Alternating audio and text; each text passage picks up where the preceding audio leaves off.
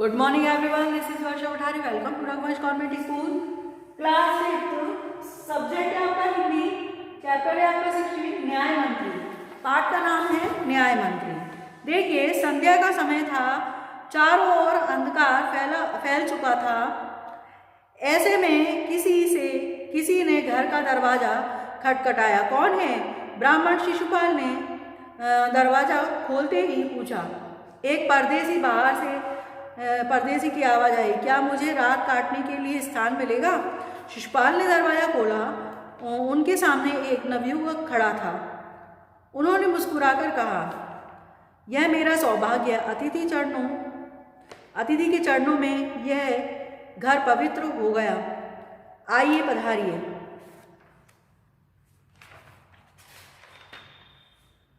अतिथि को लेकर शिशुपाल अंदर घर में आए।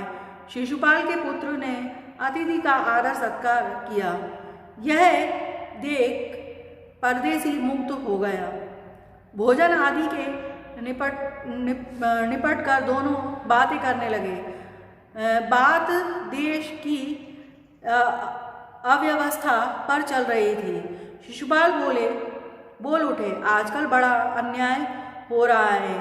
मेरा तो खून खौल उठता है। परंतु परदेसी इस बात से सहमत न था। कुछ चिढ़कर वह बोल उठा, दोष निकालना तो सुगम है, परंतु कुछ करके दिखाना कठिन है।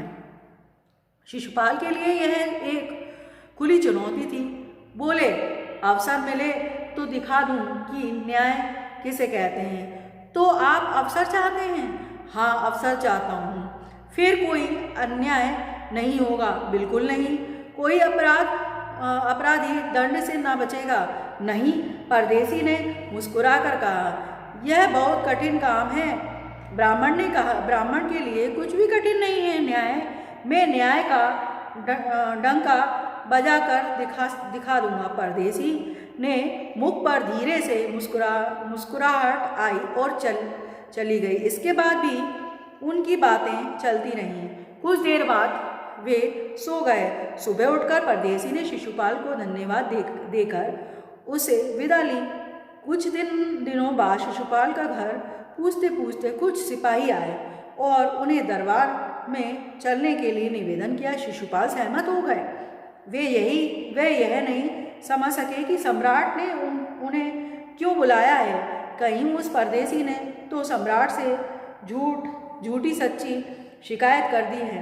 यह सोचते सोचते वे सिपाहियों के साथ चल पड़े। दरबार में पहुंचकर शिशुपाल का कलेजा धड़कने लगा।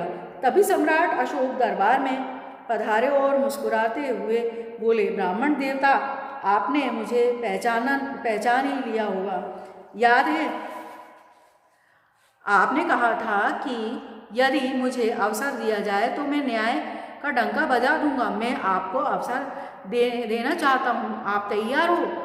पहले तो शिशुपाल कुछ घबराए, परंतु फिर उन्होंने बड़ी शांति से गर्दन उठाकर कहा, यदि सम्राट की इच्छा है तो मैं तैयार हूँ। बहुत ठीक है, आप न्याय मंत्री हुए।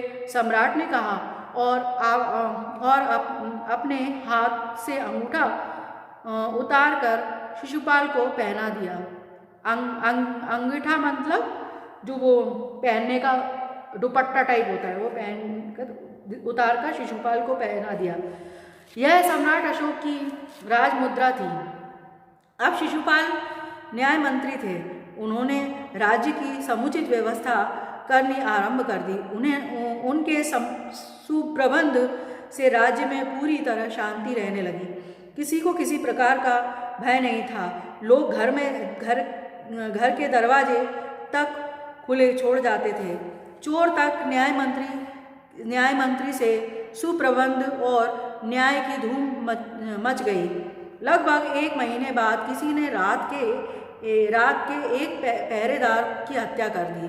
सुबह होते ही यह बात चारों तरफ जंगल में आग की तरह फैल गई। लोग बड़े हैरान थे। शिशुपाल की तो नींद ही उड़ गई। उन्होंने खाना पीना छोड़कर अपराधी का पता लगाने में रात दिन एक कर दिया। बहुत प्रयत्न करने के बाद जब अपराधी का पता चला तो शिशुपाल के आश्चर्य का ठिकाना न रहा। स्वयं सम्राट ने उस पहरेदार की हत्या की थी। सम्राट को अपराधी घोषित करना बहुत ही कठिन काम था। शिशुपाल करे भी तो क्या करे। एक ओर तो वे न्याय मंत्री थे और दूसरी ओर सम्राट के सेवक, परंतु न्याय की दृष्टि से सम्राट और साधारण व्यक्ति में कोई अंतर नहीं होता। अगले दिन शिशुपाल बहुत शांत थे। उन्होंने अपना कार्य निश्चित कर लिया कि ठीक समय पर दरबार में पहुंचेंगे। सम्राट अशोक सिंहासन पर बैठे हुए थे। आते ही उन्होंने शिशुपाल से पूछा, अपराधी का पता चला? न्याय मंत्री ने साहसपूर्वक कहा, जी हाँ, पता चल गया।